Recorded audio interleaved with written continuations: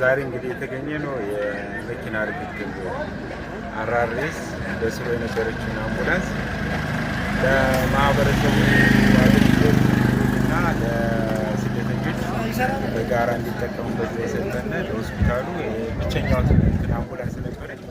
ሁለተኛ አምቡላንስ ነው። ስለዚህ የምንሰጠውን አገልግሎት የተሟላ ለማድረግ ትልቅ ግብአት ነው ብዬ ነው የምወስደው እና ጥሩ ነው ብዬ ነው።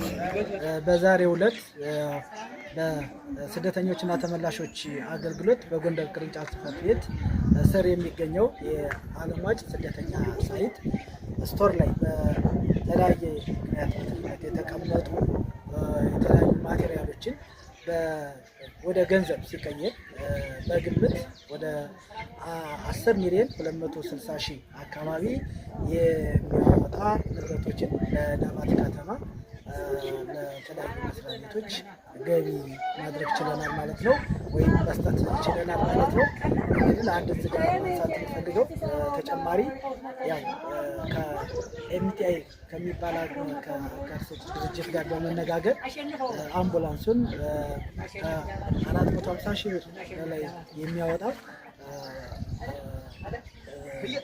የተለያዩ የመኪና ስፔር ፓርቶችን በመግዛት ሙሉ ሰርቪስ ተደርጎ አሁን አምቡላንሱን በተለየ ሁኔታ ሰርቪስ ተደርጎ ለዳባት ከተማ የመጀመሪያ ደረጃ ሆስፒታል መስጠት ችለናል ማለት ነው። አለባቸው አዱኛ እባላለሁ። የጎንደር ስደተኞችና ተመላሾች ፕሮቴክሽን ኃላፊና የቅርንጫፍ ጽሕፈት ቤት ኃላፊ ተወካይ ነኝ። ዛሬ የመጣ ነው ለዳባት ከተማ መስተዳደር ስለ ስደተኞች አለምዋጭ ስደተኛ ሳይት አጠቃላይ ሁኔታ ምን አይነት ሁኔታ ላይ እንዳሉ ለመነጋገር ነው። አንዳንድ የተወሰኑ ስጦታዎችን ለመስጠት ነው። በዛም መሰረት ባደረግነው ንግግር በአለምዋጭ ስደተኛ ሳይት ከ22,000 ስደተኛ በላይ ተጠልሎ ነው የሚገኙ።